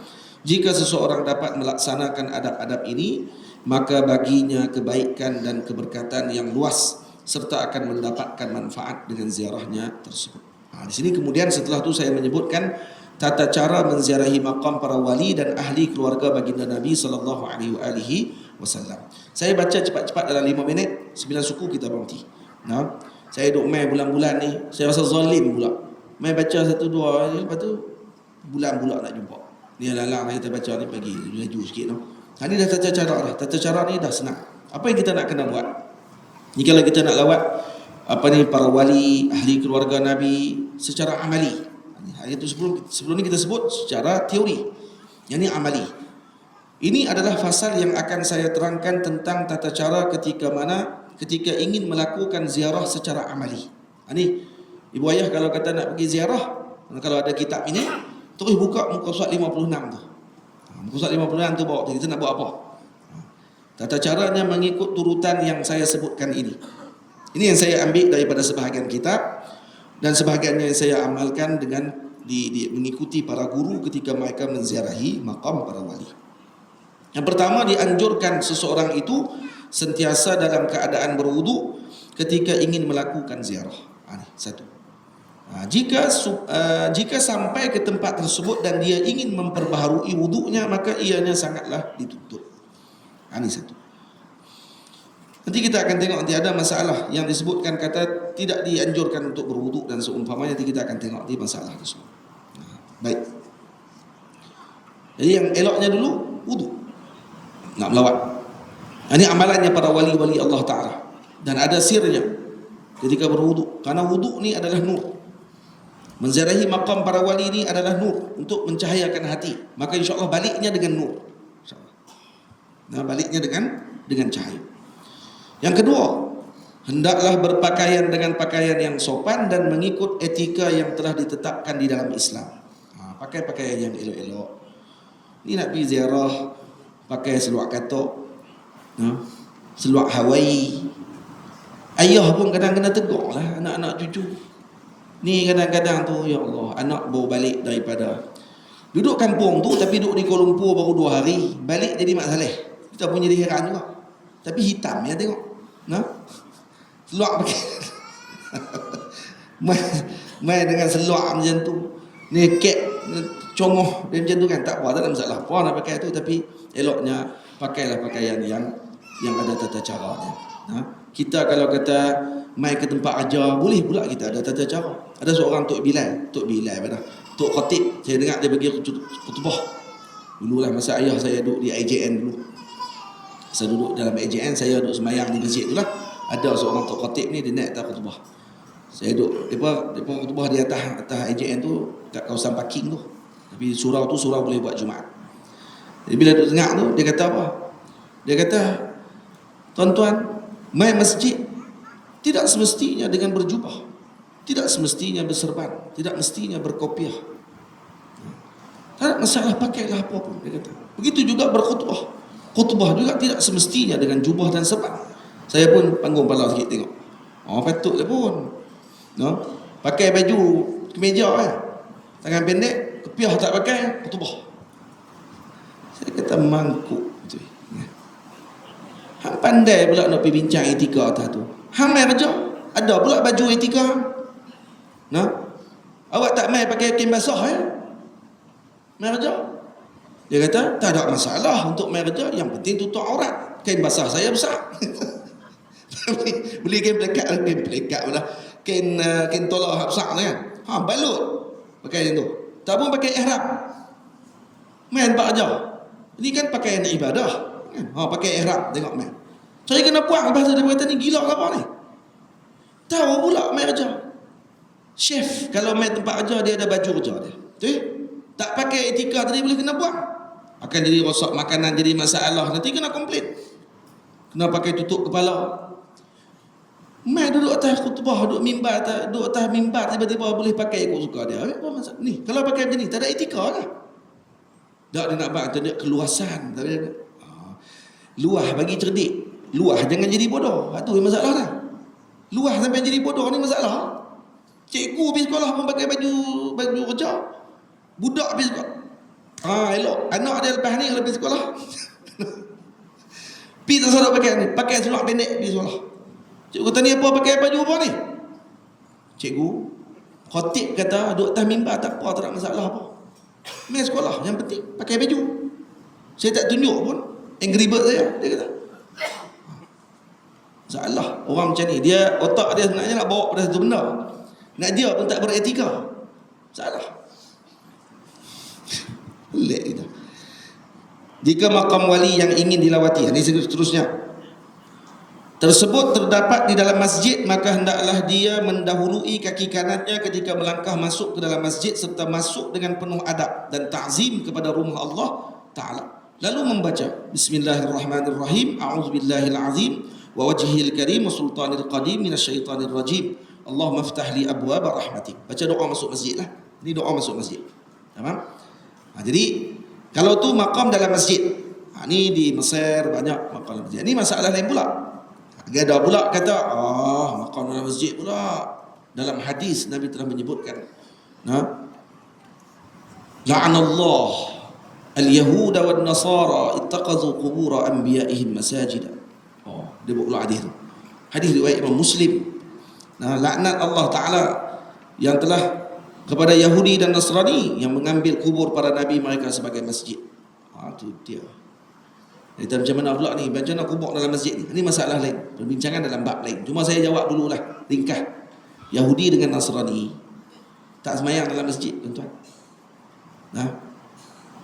Jadi takkanlah Nabi SAW disebut Allah melaknat Yahudi dan Nasrani mengambil kubur Nabi mereka sebagai masjid. Yahudi tak mayang dalam masjid, Nasrani pun tak mayang dalam masjid, tapi Nabi larang mereka ambil sebagai masjid. Ni kok mana? Jadi maknanya masjid di sini bukan masjid ni.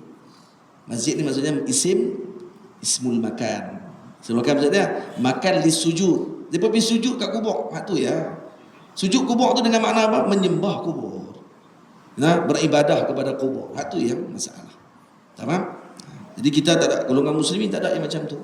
Dan ada kubur dalam masjid, ni berbincangan dalam hukum fiqh, bukan dalam hukum akidah seperti mana yang dipaham oleh sebahagian orang-orang yang tidak jelas pengajian mereka. Baik. Keempat, kemudian setelah memasukinya masuk dalam masjid. Saya tu lagi kena ingat, perempuan haid kena jaga-jaga. Ramai yang ikut ziarah kita hatta di Mesir. Pelajar-pelajar Azhar banyak kali dah kita doa habaq depa. Tak boleh kalau kamu haid tak boleh masuk masjid. Dia kata bukan tak boleh masuk masjid kalau kata ditakuti darah tu akan gugur ke ustaz. Kita kata ya, sebab kalau kata dia tak berhenti. Taklah kamu akan berhenti lagi. Kamu akan berhenti. Berhenti bukan mesti duduk. Berdiri pun kamu kira berhenti. Yang dibenarkan darah tidak gugur tadi kalau kata kamu ubur, lalu saja. Lalu tu pula masuk pintu ni, keluar pintu lain. Kalau masuk pintu tu, keluar pintu tu juga. Tu tak panggil ubur. Tu panggil taraddud. Ulang masuk tu pusing balik keluar. Tu tak boleh. Nampak?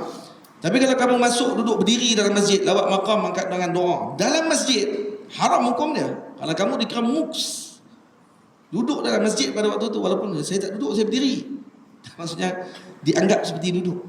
Kamu berdiam dalam masjid walau satu saat, hukumnya haram pada waktu itu, tak boleh. Jadi kamu tak faham sebenarnya masalah antara yang haram dan yang dibenarkan dalam masjid bagi perempuan haid. Dia kena mengaji lagi yang tu. Jadi perempuan haid kena jaga-jaga. Kemudian setelah memasukinya maka bersegeralah menunaikan solat sunat tahiyatul masjid. Dah rajak dah. Sebanyak berapa? 2 rakaat. Jika solat fardu berjemaah sedang didirikan dan dia masih belum menunaikan solat, maka hendaklah dia bersama dengan jemaah tersebut, dan solat tahiyatul masjid akan dikira pahalanya termasuk dengan solat fardu berjemaah yang didirikan. Tamam? Ini masalah fiqh lah. Dia masuk tak main tahiyatul masjid lagi. Tengok tok imam tengah sembahyang waktu tu, mayang sekali. Kalau dia tak solat lagi, maka dapat sekali tahiyatul masjid. Tahiyatul masjid tidak ada masalah. Hatta masuk selepas asar pun tidak ada masalah untuk kita tunaikan, atau waktu haram sekalipun, kecuali dia memang masuk waktu tu, sengaja masuk waktu haram nak buat tahiyatul masjid. Itu tak boleh. Sengaja tunggu lepas asar. Lepas tu masuk mayang tahiyatul masjid. Kita buat mayang waktu ni. Dia saja, memang saja nak tunggu lepas mayang asar. Untuk nak masuk buat benda haram. Dia tak boleh. Itu haram lah. Tapi kalau bukan tujuan tadi, kita masuk tulang waktu tu dah selepas asar, tak ada masalah. Boleh sembahyang tahiyatul masjid bila-bila masa pun tidak ada masalah. Kemudian seterusnya, setelah menunaikan salat sunat tahiyatul masjid, maka hendaklah dia bergerak ke arah maqam wali tersebut. Ni ingat ni cara ni. Masuk. Ni kalau maqam wali, ni maqam wali. Maqam Nabi ada cara dia pula. Nanti itu bulan depan insya-Allah. Nanti ingatkan saya, no? Kalau maqam Nabi dia ada cara dia pula. Tu kalau kata kita boleh laksanakanlah sekarang. Banyaklah cara yang kita tak boleh laksanakan kerana ada pintu-pintu tertentu yang mereka tutup dan kita tak boleh masuk lagi daripada pintu tersebut. Kalau maqam Nabi kita nak lawat, para ulama kata masuk melalui Babu Jibril contohnya, kemudian menghadap dulu ke rumah Sayyidatina Fatimah, sembahyang dulu 2 rakaat, kemudian masuk pula dalam Raudhah sembahyang. Lah ni tak boleh dah. Raudhah pun dah ada apa? Aplikasi dah. Nak masuk pula bukan pintu tu lagi. Jadi banyak dah yang kita terlepaslah daripada sunnah tadi yang kita tak boleh laksanakan. Baik, adakah kita akan marah kerajaan Saudi waktu tu? Tak boleh juga. Kenapa? Kerana kalau mereka buka penuh-penuh sangat pun saat lagi caca merbah habis pula. Mereka bukan kawal 3 orang. Mereka kawal 3 juta. Jadi kadang-kadang mereka buat undang-undang tadi ni, tak boleh juga kita nak suuzon kat mereka. Kita nak kata mereka nak menghalang kita daripada melaksanakan sunnah. Sebenarnya kena masuk ke sini, tapi mereka halang kita. Mereka ni memang Wahabi. Tak nanti lu. Sabar lagi, bukan semua Wahabi pun. Buat kerja tu mereka buat kerja je.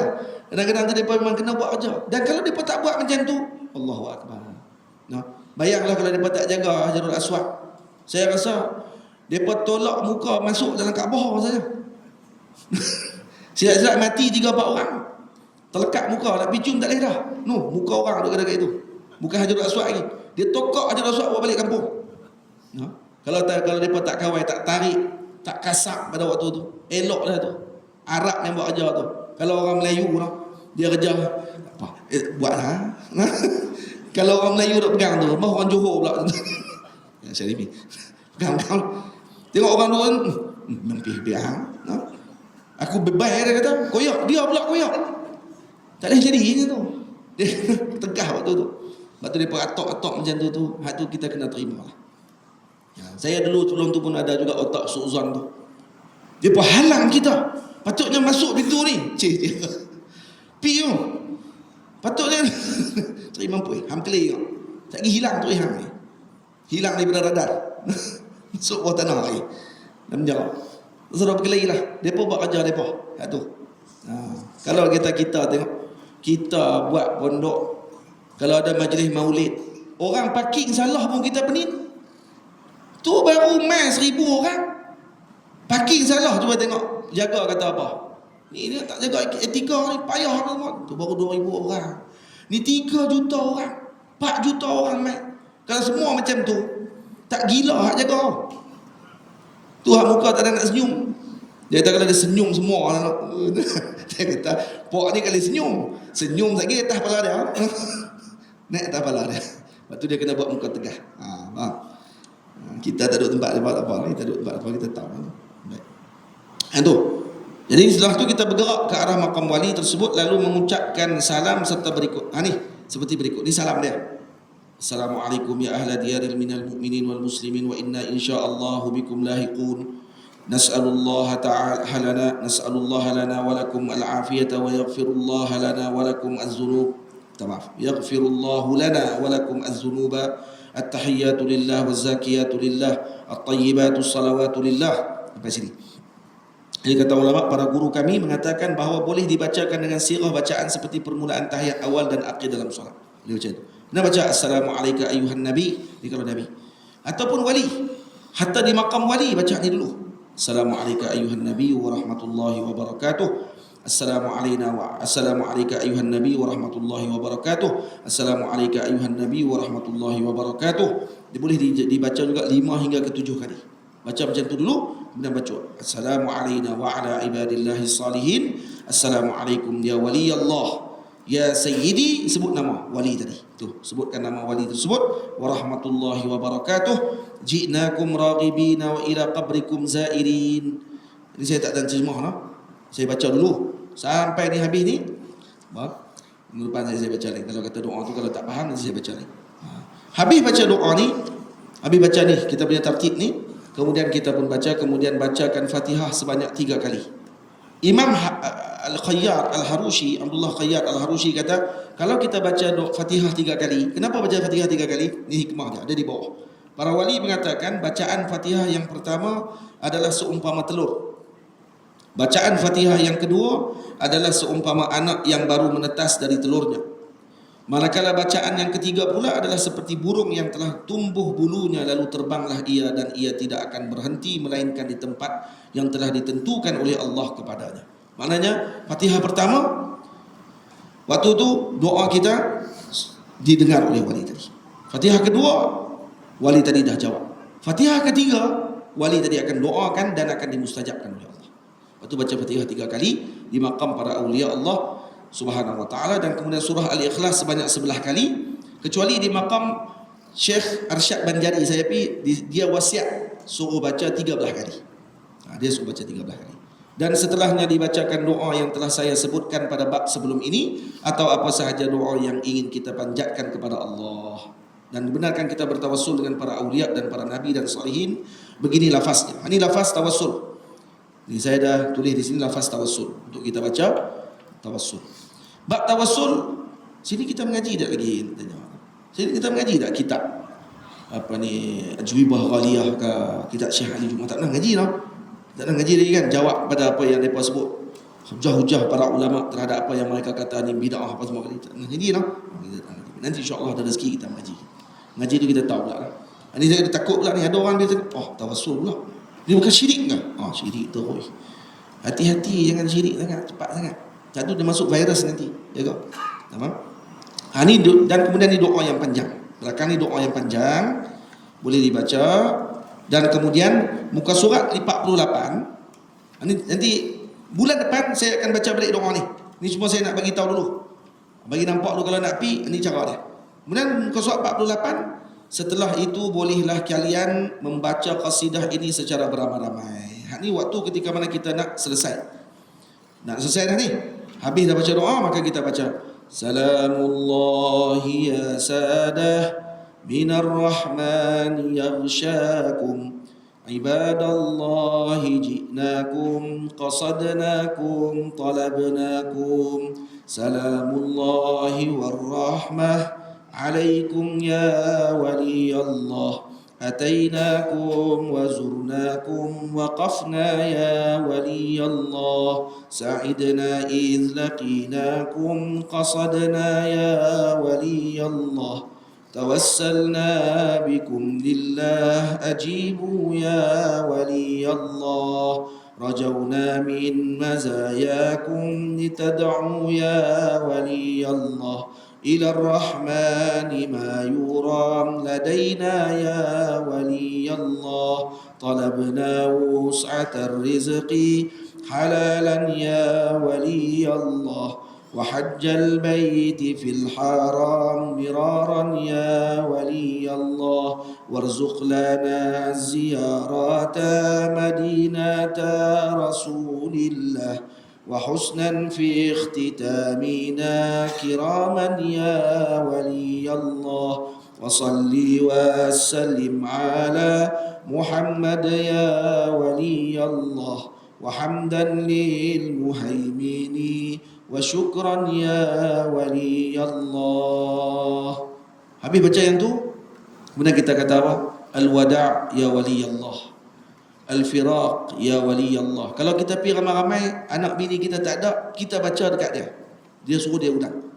Al-aman ya wali Allah. Kemudian baca ni, la ja'alahu Allahu akhiral ahdi baini wa bainak, la minka wa la min ziyaratik wa la min wuqufi baina yadaik. Ini kita minta macam sebagai harapan kita. Tidaklah kami, janganlah dijadikan ini ziarah terakhir. Moga-moga kami bukanlah rasa bosan berada di depanmu wahai wali Allah, tetapi hajat kami ini hajat banyak, cuma himmah kami ni kurang. Moga doakan agar kami dapat datang lagi ke sini. Kalau kami mati, kalau kami hidup, kami akan datang lagi. Kalau kami mati, maka tolonglah ingat kembali dengan apa yang telah kami janjikan dengan kalimah syahadah la ilaha illallah, dan nanti bantulah kami ketika di akhirat kelak, dipegang tangan kami, dibawa kami bersama masuk ke dalam syurga Allah Subhanahu wa taala. Kalau ni diamalkan ibu ayah semua, balik daripada ziarah tu walau 1-2 maqam sahaja, hasilnya luar biasa. Qad jarrabna. Beza dengan kita pi, ni maqam ni wali ni dulu hidup zaman ni, oh ni bismillahirrahmanirrahim. Cepat. Lepas tinggal kita ni. Tak dapat apa. Kosong. Kita pi tenang, duduk, adab, sopan, baca yasin, baca tahlil kalau boleh. Kan? Kemudian baca ni doa-doa yang kita sebut di sini. Kemudian baca tadi salamullah tadi ni ramai-ramai dan seumpamanya. Kemudian elok kita bangun selepas baca dah tadi, maka elok kita bangun, maka bacalah beramai-ramai muka surat 46. Ya Rabbi bil Mustafa balligh maqasidana waghfir lana ma madha ya wasi'al karami. Baca tu bangun, pergi tu jangan qahqara, jangan jalan paling macam tu, tak berjalan dulu macam tu, maqam tu masih di depan kita, jalan kita dalam keadaan mengundur sambil baca ni, dan kemudian kita pusing dan terus berjalan tanpa memandang lagi ke belakang pada putus. Nah, dan letak tangan di dada ni dengan harapan moga diterima ziarah kita tersebut dan sebagai tanda hormat dan tanda perpisahan kita dengan wali tersebut. InsyaAllah akan dapat anugerah dan juga akan dapat sirnya dengan ziarah tersebut. Hendaklah berjalan keluar dari kawasan maqam dengan mengundur. Ni bukannya memberikan belakang badannya kepada wali tersebut. Ni pada permulaan. Setelah tu kalau dah jauh sedikit, maka barulah kita memalingkan badan kita pada ketika tersebut. InsyaAllah pada minggu bulan akan datang kita akan baca pada muka surat yang ke-45, dan mana-mana doa yang masih tidak jelas nanti insyaAllah saya akan bacakan semula pada permulaan pengajian pada bulan depan kalau dipanjangkan umur, dan kemudian kita akan sambung terus pada muka surat yang ke-45 insya-Allah taala.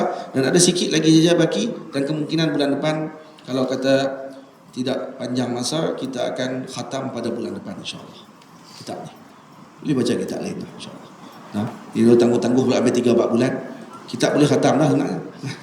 InsyaAllah bulan depan kalau ada rezeki kita khatam kitab ni insyaAllah. Sallallahu alaihi sayyidina Muhammad. Jadi bila khatam kitab ni doa mustajab pada waktu khatam-khatam kitab ni.